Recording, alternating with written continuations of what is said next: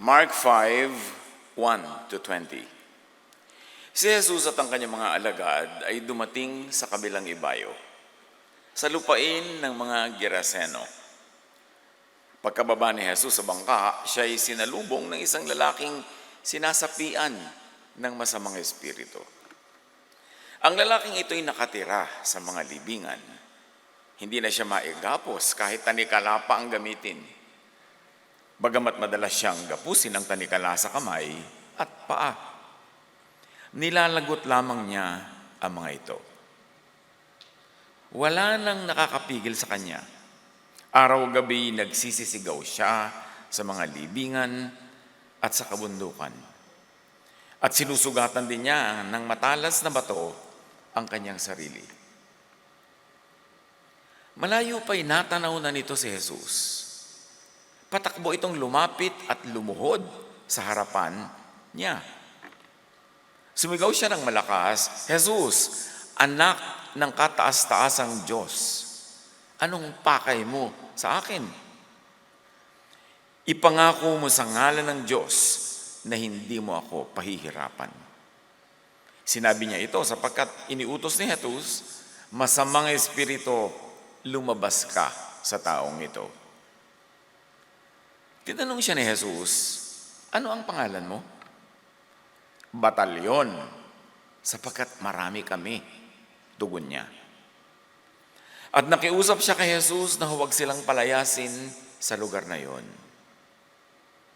Samantala, sa libis ng bundok ay may malaking kawan ng mga baboy na nagsisikain. Nagmakaawa kay Jesus ang masasamang espiritu, "Papasukin mo na lamang kami sa mga baboy."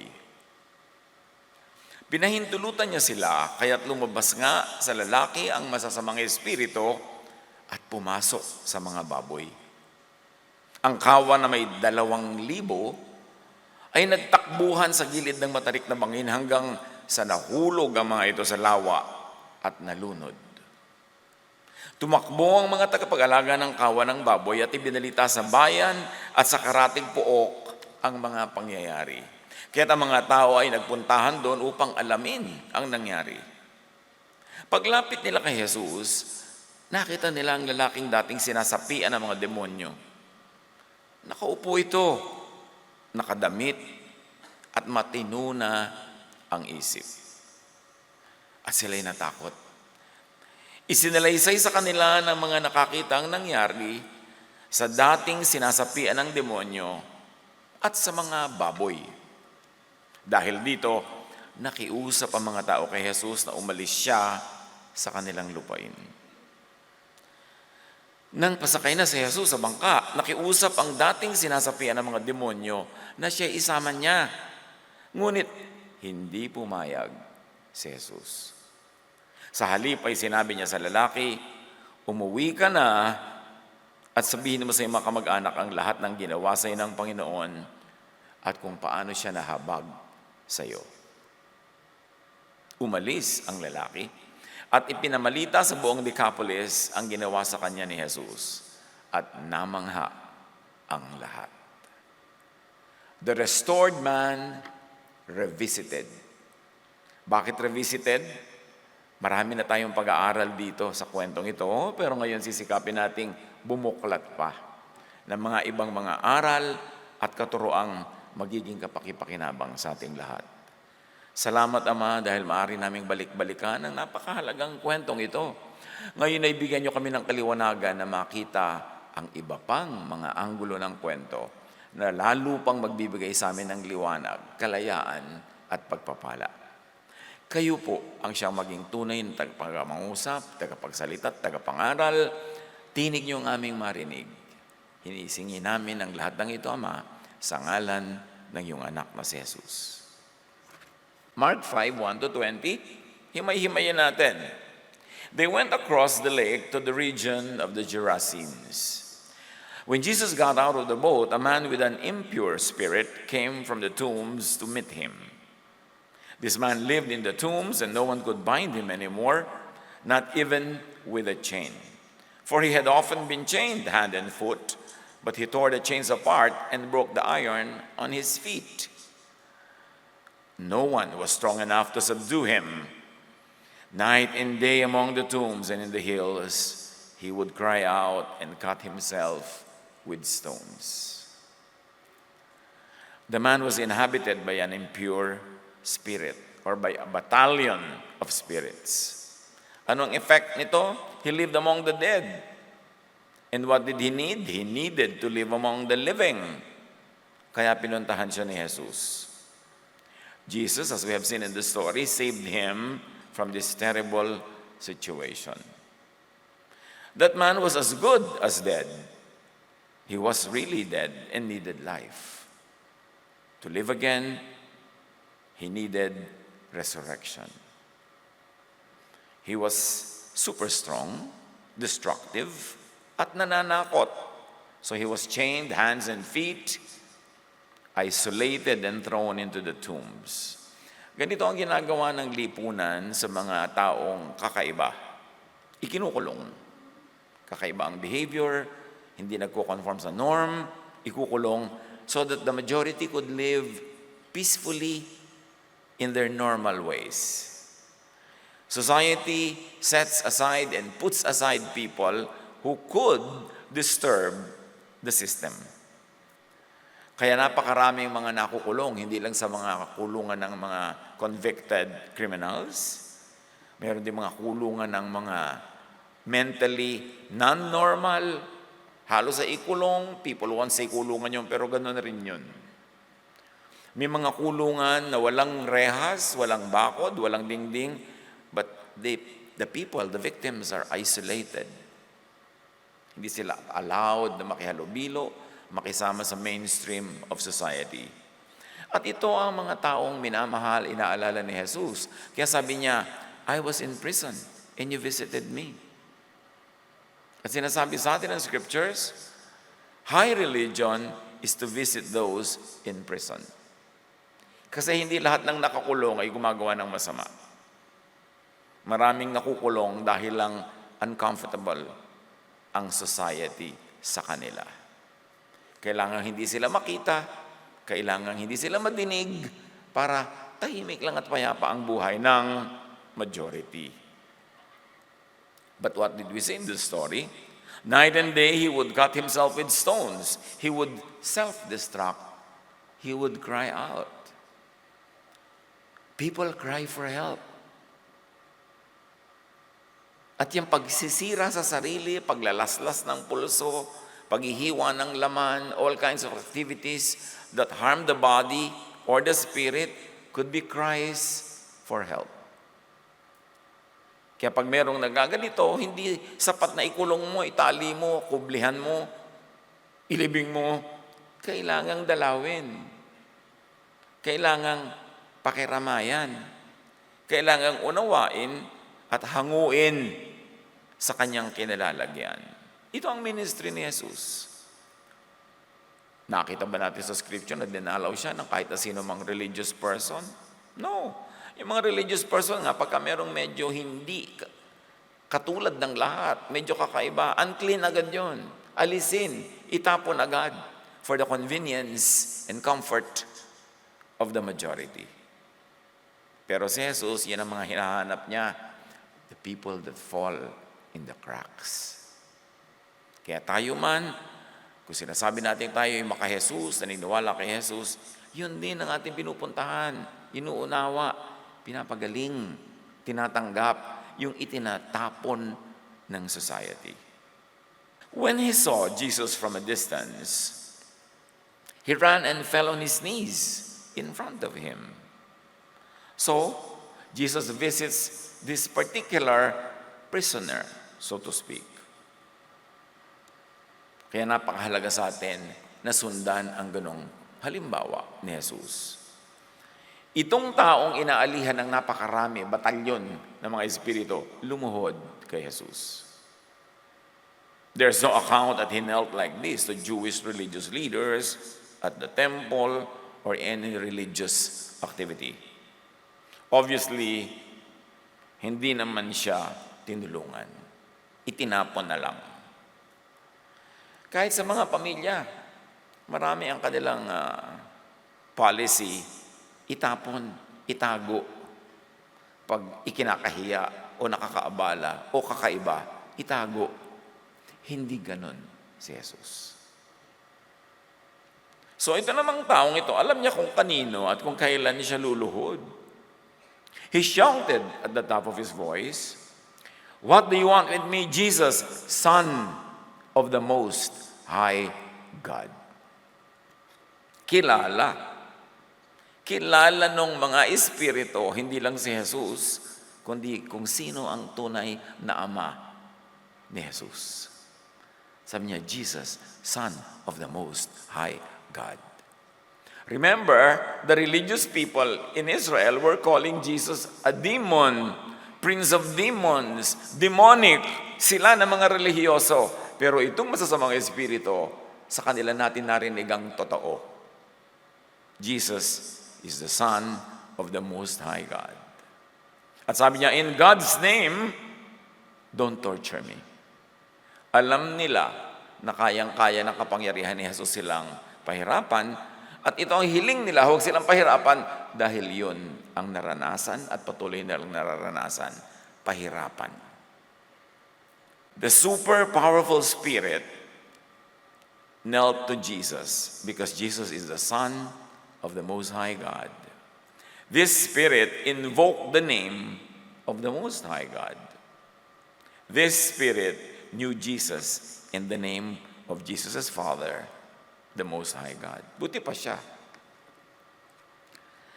Nakakubli sa napakaraming mga Israelites ang tunay na ama ni Jesus.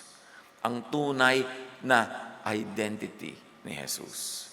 Napakaraming katotohanan na napakatagal na ikinubli sa kanila.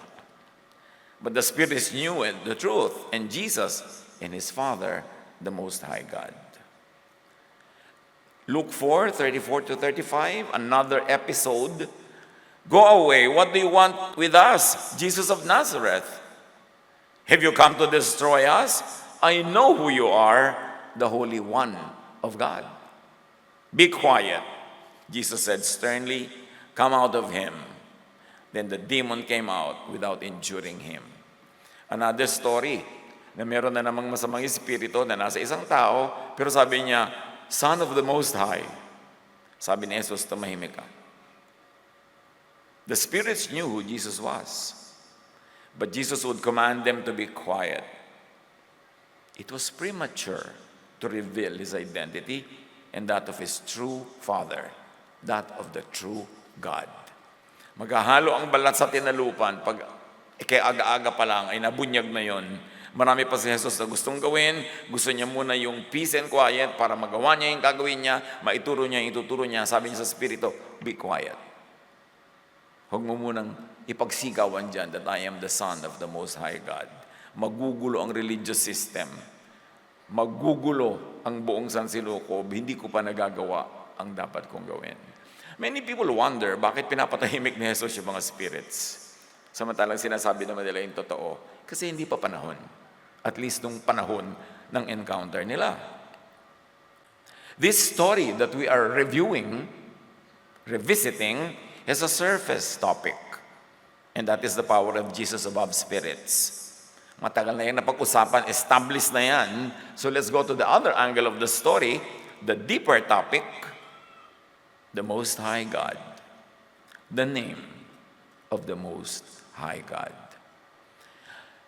Kasi sa interest ng mga tao sa kwento about the spirits, kung paano sila pinaalis, paano sila lumipat sa mga baboy, natatabunan yung totoong mahalagang kwento that Jesus is the Son of the Most High God. In fact, hindi nangyari ang kwento kung hindi siya Son of the Most High God. Hindi niya mapapaalis yung mga may spiritong yan kung hindi siya Son of the Most High God. But who is the Most High God? People think they know. Think again. What is the Most High God's name?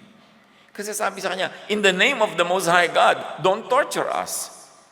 Huwag mo kaming pahirapan. Para maunawa ang pangalan ng Most High God na nagsugo kay Jesus, dapat bumalik sa panahon sa Genesis 14:18-20, among other references. At babasahin natin ito sa Names of God Bible. isang version of the Bible na hindi sikat, pero napakahalaga. Kasi sa Names of God Bible version, lahat ng nouns loosely and generally translated into English as God is rendered in their original Hebrew forms. And they will give us nuances and important insights into the personality of the Most High God and the other pretenders who call themselves God also. Dapat alamin. Si Abraham, matapos siyang magwagi sa isang labanan, nagpunta siya sa high priest at nagdala siya ng tithes. Ibinigay niya sa high priest. Sino ang high priest na yon? King Melchizedek of Salem or Jerusalem was a priest of El Elyon. El Elyon is the name of the Most High God. He blessed Abram and said, "Blessed is Abram by El Elyon, maker of heaven and earth. Blessed is El Elyon." Itong pangalan na ito, mababasa nyo lang kung babasahin nyo Names of God Bible. Kasi pag binasa nyo sa Ingles, basta God lang yun, and God, maker of heaven and earth, etc., etc. But the name is not really mentioned. Generic word lang na God yung inilalagay sa Ingles. El Elyon, or Elyon, Elohim, yan talaga ang tawag sa divine, Elohim, is the maker of heaven and earth, is the Most High God. Siya yung nagpadala kay Jesus, siya ang nagsugo, at yung kapangyarihang ibinigay niya ang nagpalaya doon sa pinag-uusapin natin ngayon na possessed. This is all-important name is written in the original Hebrew text of the Jewish scriptures, but translated generically as God, with the identity being blurred, often being hidden. So read the Old Testament in the Names of God Bible version to see and appreciate the original Hebrew rendition of the many names and nouns generically translated wholesale in English as God. Fine-tune the reading. Sometimes ganitong itsura nitong Names of God Bible, in red, sometimes in blue, pero wala yatang reprint, kaya mahirap humanap, nagkakanda-ubos. But it's available din naman sa Gateway, yung app. So, pag nagbasa kayo sa Bible Gateway, pipili kayo ng mga version, ang dami doon, isa yung Names of God Bible. Tingnan nyo, nandun yan. Kaya lang wala nagbabasa. Kasi hindi nila alam na nandun. Hebrews 6:19-20, and I'll be reading from the Contemporary English Version at this time. This is about Melchizedek, the high priest of the Most High God, Elyon. Hanggang Hebrews lumabas. Hebrews 6:19-20, na ang tunay na topic na nito ay si Jesus. This hope is like a firm and steady anchor for our souls. In fact, hope reaches behind the curtain and into the most holy place. Jesus has gone there ahead of us, and he is our high priest forever, just like Melchizedek, who is the high priest of Elyon, the Most High God. The picture is this. Sa temple sa Israel, sa Jerusalem, merong most holy place, nandun daw ang presence ng divine, at may kurtinang nagtatakip doon. Once a year, the high priest would go there to offer sacrifices for the forgiveness of sins. Pero sinasabi sa atin ng New Testament, when Jesus died, he became the high priest in the order of Melchizedek. At kaya nung namatay si Jesus sa krus, napilas yung kurtinang ito from top to bottom. Ibig sabihin, hindi na siya exclusive, bukas na siya for all, at una nang pumasok doon si Jesus. At syempre, kasunod, kasama ang lahat ng nananalig kay Jesus. Na-approach na ang Diyos personally through Jesus. And this is the priesthood, not of the Jewish priest, but the priesthood of Jesus in the order of Melchizedek. Dapat linawin natin sa isip natin yan. Because the Jewish priest entered the holy place and the most holy place by the empowerment of the law. But Jesus went there, not by the law and through the law, but by grace and by the power of the Most High God, to end all sacrifices forever, because it was done once for all by Jesus. Kaya, Nung pumasok si Jesus sa Jerusalem as triumphant king as they received him, anong ginawa niya? Pinagtataboy niya yung mga nagtitinda ng mga hayop for offering. Pinagtataob niya yung mga kulungan ng mga hayop doon. Kasi offering must end because he will be the one final true offering for all time. At inihalin tulad siya kay Melchizedek.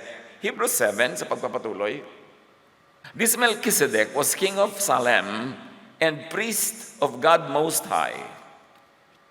He met Abram returning from the defeat of the kings and blessed him, and Abram gave him a tenth of everything. First, the name Melchizedek means king of righteousness. At di ba yan din ang title ni Jesus? Then also, king of Salem, which means king of peace. At yan din ang title ni Jesus. Without father or mother, this is referring to Melchizedek. Without genealogy, without beginning of days or end of life, di ba ganyan din si Jesus? Resembling the Son of God, yan din si Jesus, he remains a priest forever. Just think how great he was.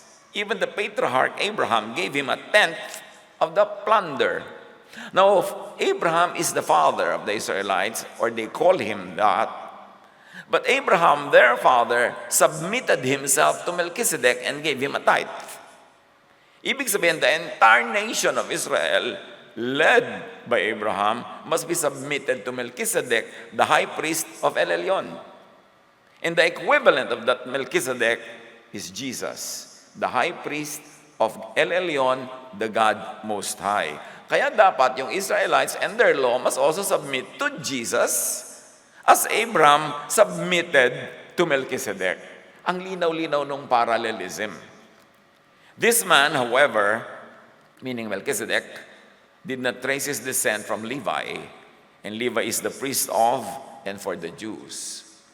So ang priesthood ni Melchizedek, not by the priesthood of Levi, not by the priesthood of the family of Aaron, not by the priesthood of Moses. It's a totally different and unique priesthood ordained by El Elyon himself.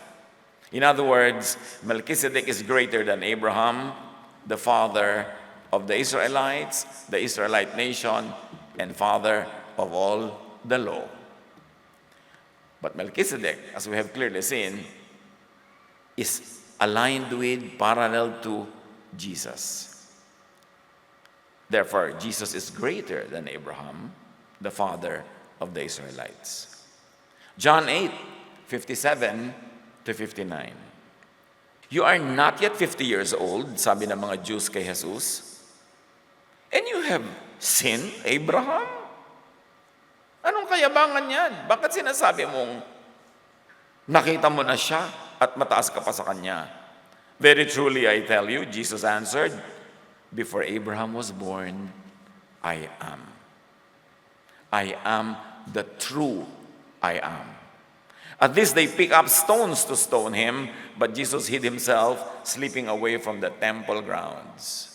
See, babatuhin nila si Jesus for telling them the truth, that he was in the order of the priesthood of Melchizedek, who was before Abraham and above Abraham. Hebrews 7, Jesus is like Melchizedek. If perfection could have been attained through the Levitical priesthood or through the law of Moses, why was there still a need for the law? For another priest to come, one in the order of Melchizedek and not in the order of Aaron, the Jewish priests. For when the priesthood is changed, the law must be changed also. Nung pinalitan ang priest that could approach the most holy place, si Melchizedek yun, and then si Jesus yun, ibig sabihin, all the laws that required and allowed the Jewish priest in the order of Levi and Moses, pinalitan na rin yung law, hindi na sila ang qualified na priests. Bakit natin ito pinag-uusapan? Ito yung talagang napakalalim na message ng story of this man. The name of the Most High God and the power of that name exercised by Jesus to set this man free. Balik sa Hebrews. And what we have said is even more clear if another priest like Melchizedek appears. One who has become a priest, not on the basis of a regulation as to his ancestry, but on the basis of the power of an indestructible life, meaning the resurrection. When Jesus resurrected, he proved once for all that he is the true high priest of the Most High God. For it is declared, you are a priest forever in the order of Melchizedek. The former regulation, meaning the law, is set aside because it was weak and useless. Hebrews is saying that the law was weak and it is useless. For the law made nothing perfect. Tama nga naman. Wala namang napaperfect sa law. Nakukondemn lang lahat. Paulit-ulit nga ang mga offering kasi hindi sapat. And a better hope is introduced by which we draw near to God. And this is the hope in Jesus, the hope in love, the hope in grace. Not in the law, because the law does not make anyone perfect. In fact, the law condemns everyone. And this was not without an oath. Others became priests without any oath. But he, meaning Jesus, became a priest with an oath when God said to him, the Lord has sworn and will not change his mind. You are a priest forever. Ganun kahalaga si Jesus. But because of this oath, Jesus has become the guarantor of a better covenant. Of course, the better means better than the old covenant, than the law, the covenant under the law. Because Jesus is now the author of the new covenant of love, of grace. And this is better than the previous law. Now, there has been many of those priests, since that prevented them from continuing in office. Ang ganda ng argument, ang dami nang naging high priest ng Israel. Bakit marami? Kasi namamatay sila eh. Kailangan may kapalit. Pero itong si Jesus, nabuhay na muli, eternal life, hindi na kailangan ng kapalit. Siya ang ating high priest forever. But because Jesus lives forever, he has a permanent priesthood, according to Hebrews. Therefore, he is able to save completely, hindi partially completely, those who come to God through him. Because he always lives to intercede for them. Such a high priest truly meets our need. One who is holy, blameless, pure, set apart from sinners, exalted above the heavens. Unlike the other high priests, meaning the Jewish high priest, he does not need to offer sacrifices day after day. First for his own sins, kasi wala naman siya noon, and then for the sins of the people. He sacrificed for their sins once for all when he offered himself. For the law appoints as high priests men in all their weakness, but the oath which came after the law appointed the Son who has been made perfect forever.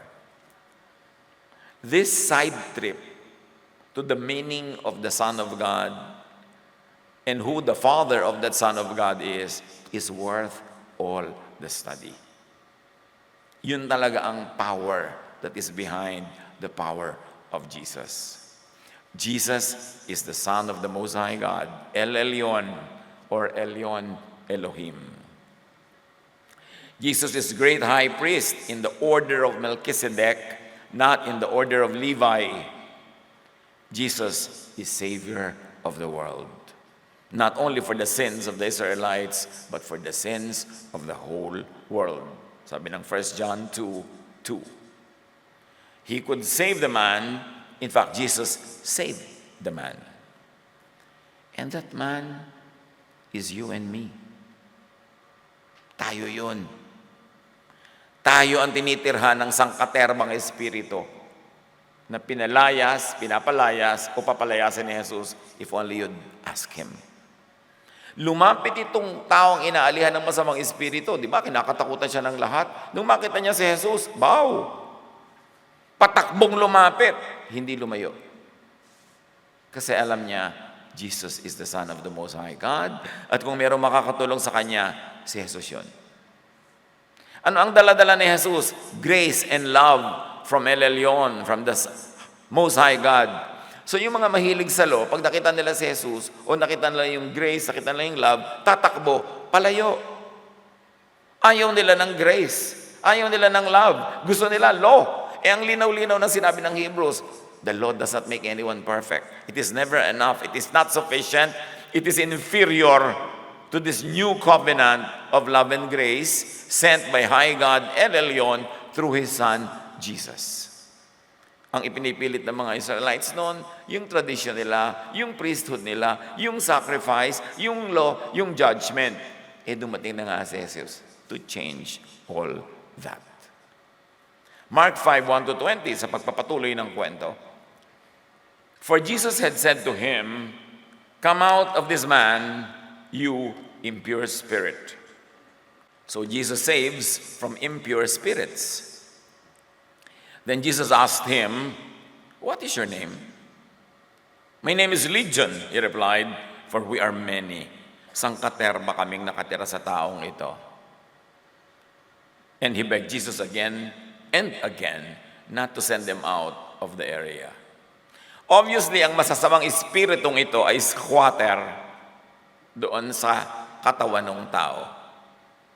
Wala silang sariling bahay, wala silang sariling tirahan, wala silang sariling territory, kaya nang-aagaw na lang sila ng katawan ng may katawan, lugar ng may lugar, at doon sila ipinagsisiksikan ng kanilang sarili.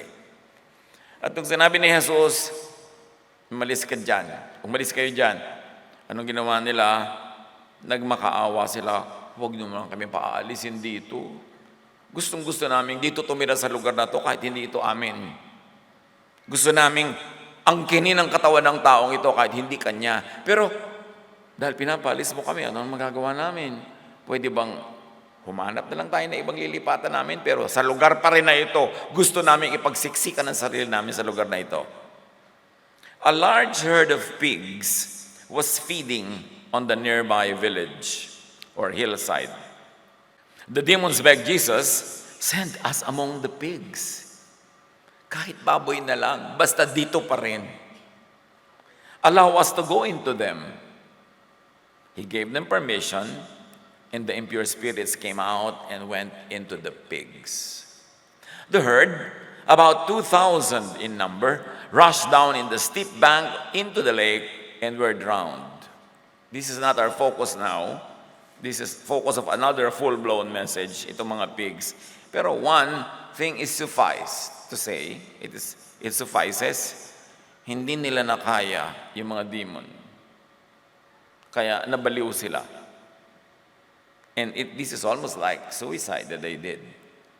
Nagsa-self-destruct kasi yung mga inaalihan ng mga masasamang espiritu. The spirits were destructive and murderous, and the Jewish religious leaders could and would not control them. The area was not a Jewish area. It was an area of the non-Jews, although probably there are a few Jews who were living there, pero teritoryo talaga yan, hindi na mga Jew. Bakit natin sinasabi yan? May ang laki-laking swine industry, mga babuyan, hindi pwede yan sa Jewish neighborhoods. So obviously, ang lugar na ito ay hindi sa mga Jew, hindi nila property.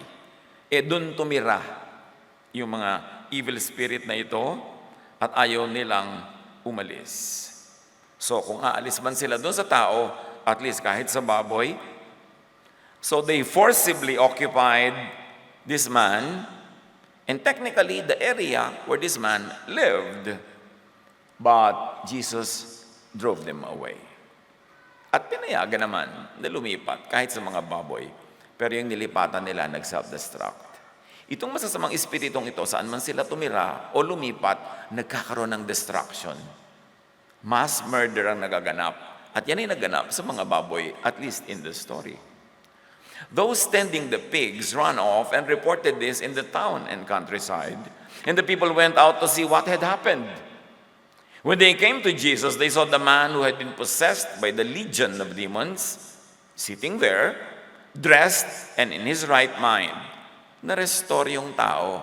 Pag-alis ng mga illegal occupant sa kanyang katawan, itong mga espiritu, na-restore siya. Dati hubad, ngayon nakabihis na. Dati sinasaktan ng sarili at ang kapwa. Ngayon, tahimik na siya, na-restore ang kanyang humanness, ang kanyang humanity, ang kanyang pagkatao. natakot yung mga tao. Ayaw nila na maganyang bagay kasi baka maiba yung takbo ng lipunan, maiba yung takbo ng buhay. Komportable din naman sila sa ganyan kahit may mga mangilan-ngilan na poposes. Pero sila naman nakikinabang sa sistema, marami silang inaalaga ang mga baboy na lucrative sa market. So, huwag nilang galawin yan. So, those who had seen it told the people in what had happened to the demon-possessed man and told about the pigs as well. Sayang naman yung mga baboy. Then the people began to plead with Jesus to leave their region. Can you imagine that? Sa halip na matuwa sila na napalaya itong tao mula sa occupants niya na evil spirits, si Jesus pa ang pinaalis. Ayaw nilang maiba yung system. Siguro nakikinabang sila sa system na yon. Hindi bali na merong lugi o talo, pero pinaalis nila si Jesus. Ganyan ang effect sa kanila ng kanilang religiosity. Sa loob-loob nila, don't change the way things are. Don't rock the boat. Leave us even with our demons. At maraming tao ganyan, mga kapatid. Kahit sa katuruan, tuturuan mo ng mga bagay, malalalim, matataas, malawak na bagay, magagalit pa. Yan, don't rock the boat. Ay, huwag nang guluhin, tahimik na ako dito. Gusto ko na to, huwag na nating ibahin. Pinapaalis si Jesus. And syempre, pag pinaalis mo si Jesus, ano yung pinapaalis mo? Pinapaalis mo yung teaching niya of grace, of love, of kindness, of accepting people, of visiting people, those who are in prison. Papaalisin. Kasi mas gusto nila yung kanilang comfortable lies kesa sa uncomfortable truth. As Jesus was getting into the boat, the man who had been demon-possessed begged to go with him. Then Jesus did not let him, but said, "Go home to your own people and tell them how much the Lord has done for you and how He has had mercy on you." For the first time in a long time, or probably for the first time in his whole life, nakadama itong taong ito ng pagmamahal, ng malasakit, ng pagbibigay ng ginhawa. So ayaw na niyang humiwalay kay Jesus. Sabi niya, sasama na lang po ako sa inyo, pwede ba? Sabi ni Jesus, may mission ka, umuwi ka sa inyo. Sabihin mo sa mga tao kung paano ka minahal ng Diyos, kung anong ginawa sa'yo, kung paano nahabag sa'yo, kung paano ginawa sa'yo ang hindi nila ginawa sa'yo. So, umuwi yung tao. So the man went away and began to tell in the Decapolis how much Jesus had done for him. And all the people were amazed. Like the man in the story, many people are inhabited by impure spirits of plain ignorance. Alam niyo ba na masamang espiritu yung ignorance? Kasi hindi kanya dadalhin sa wisdom, hindi kanya dadalhin sa katotohanan, hindi kanya dadalhin sa truth. And it is truth that sets free. So yung ignorance, ikukulong ka niyan, itatali ka, aalipinin ka. So masamang espiritu na equivalent niyan. Many people are inhabited by impure spirits of confusion, of addiction, pride, greed, unkindness, wickedness, cruelty. Evil din yan. Katumbas din yan nung 2,000 na mga espiritong tumira doon sa tao. Kabila nga siguro itong mga ito. The spirit of falsehood, of guilt, fear, isolation, self-destruction, loneliness, inferiority masquerading as strength. Madalas kasi alam nyo, inferiority comes dressed as strength. Yung nagtatapang-tapangan, nagsisiga-sigaan, kasi may itinatagong kahinaan. Yan lang. Hindi na siguro natin gagawing 2,000 yung listahan. Ang dami nun. Pero ang point, ang mga tao ay pinipilit tirahan ng mga ganyang espiritu. Kailangan ng visitation from Jesus, ministration from Jesus. Kailangan yung pagmamahal, acceptance, cleansing, and restoration of Jesus para tumino, bumalik sa dating katinoan, maging kompleto uli ang pagkatao, at makauwi sa dapat niyang balikan para ituro rin sa kanila yung kalayaan at ginhawa at pagpapagaling na natanggap kay Jesus. Ano ang kahulugan niyan sa ating mga individual na buhay? Dapat yung isipin. Kasi may mga personal application ito sa bawat isa.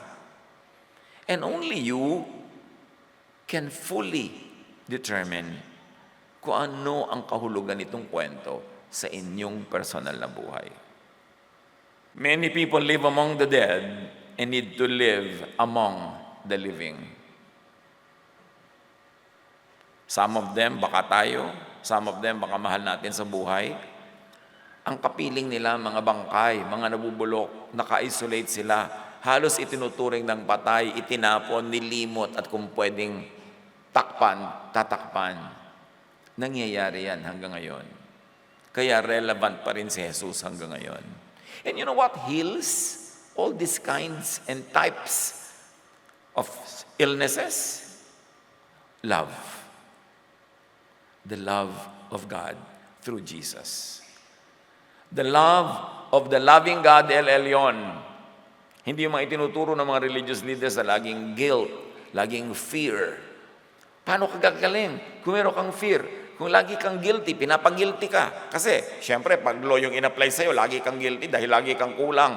Yung guilt mo tuloy, ayang kinakain ka niya na para siyang masamang espiritong nakatira sa puso mo. At kakambal lagi ng guilt ay fear. Fear of punishment, fear of judgment. Eh sabi ni Jesus, fear not, I have overcome the world. Jesus set us free from the law. So exactly, para tayo matanggalan ng fear of judgment at nung guilt. Yun lang ang nagpapagaling. Kaya si Mary Magdalene, sabi ng scripture, 7 demons were taken out of her. Hindi naman siguro mga literal na mga impacto nagliparan palabas sa kanya yun, kundi the spirit of guilt siguro, of fear, of whatever. Kasi pagka yan natanggal, nahihil yung tao. Kaya sa counseling, napakahalaga, nakasama yung element of the love of God. The unconditional acceptance of God. Pag ang tao nabubuhay sa fear of rejection by God, by church, by family, by society, parang may mga anay na kumakain sa loob ng puso niya. Kasi syempre, we like to be accepted, we like to be loved. Eh kung ang turo sa'yo ng relihiyon, hindi kayo na-accept, rejected ka, itinatapong ka, masama ka, kulang ka, tapos gugulpihin ka pa ng mga religious bullies, tatapakan ka, paliliitin ka, uusigin, pahihirapan ng loob mo. Natural, ikaw man, iibigin mo sigurong tumira kahit sa baboy.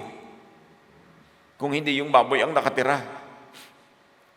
Pag ipinagpipilitan kasi ang law, ibinabalik mo lahat sa Old Covenant, sinabi na nga, ito na yung better covenant. The covenant that heals. Many people are dead, as good as dead, and need life.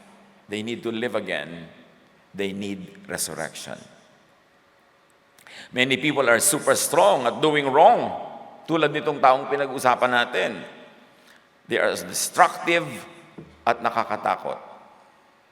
Kasi ang tunay na tinitirhan ng Espiritu ng Diyos, hindi nakakatakot, endearing. Yung gusto mo siyang mahalin, gusto mo siyang kasama, hindi yung natatakot ka.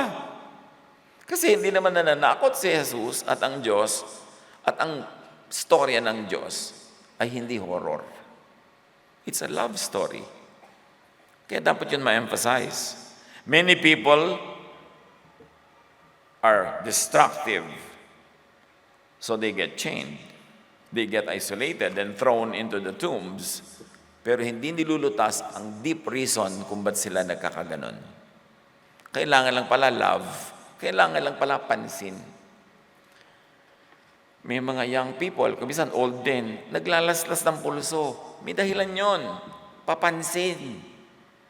Kasi hindi pinapansin, hindi minamahal, kumisan hindi nila sinasabing magpapapansin nga ako, lalasin yung pulso ko.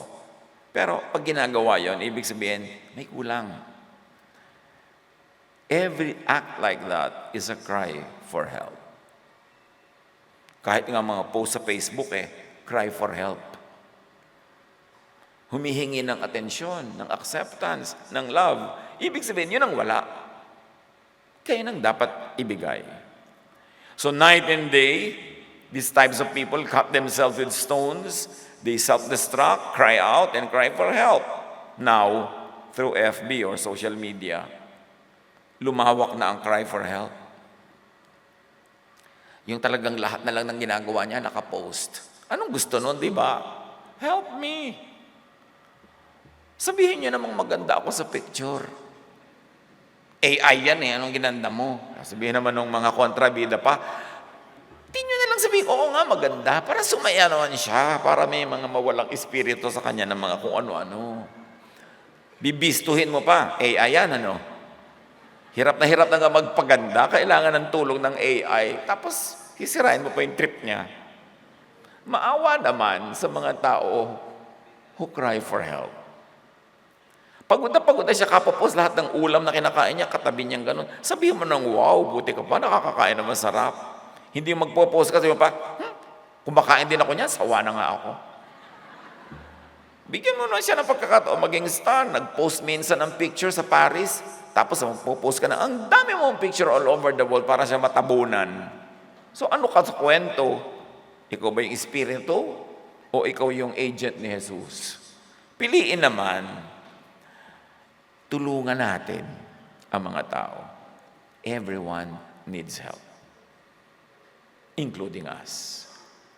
What many such people need is attention, care, deliverance, restoration, not chains, not isolation, but acceptance, love.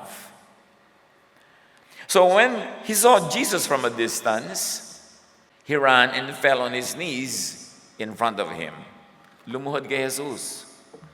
So tayo, huwag umasa tulad niya sa usual Pharisaic religious leaders and temples and circus. Tingnan, suriin kung effective sa atin ang mga pinagagagawa natin at kung hindi, magpalit. He shouted at the top of his voice, "What do you want with me, Jesus, Son of the Most High God? In God's name, don't torture me like what the others have been doing." The spirits knew Jesus and his Father, the Most High God. Know and kneel to Jesus, the Son of the Most High God. Nandiyan ang ating deliverance. And to whatever else Jesus represents, kneel to the teaching of Jesus on love. Submit to the teaching on grace. Nandun ang deliverance, nandun ang peace, nandun ang restoration. Know and invoke the name of the Most High God, the Father and God of Jesus, El Elyon, Elyon, Elohim. Mga kapatid, pag nagpe-pray tayo, you want to be more direct, you want to be more specific, huwag lang sabihin, God bless me, God bless me. Sabi mo, Elyon, the Most High God, Father of the Lord Jesus, help me, teach me. Call Jesus and call the Father of Jesus by name. Merong name eh. Kaya mahalaga to read the Bible in the names of God version. Through Jesus, napakahalaga na palayasin ang mga nakikitira sa ating puso na hindi dapat nandyan. Kasi si Jesus, pinalayas niya yung mga illegal occupants of that person's body. Siya ang mahalaga nating ituro.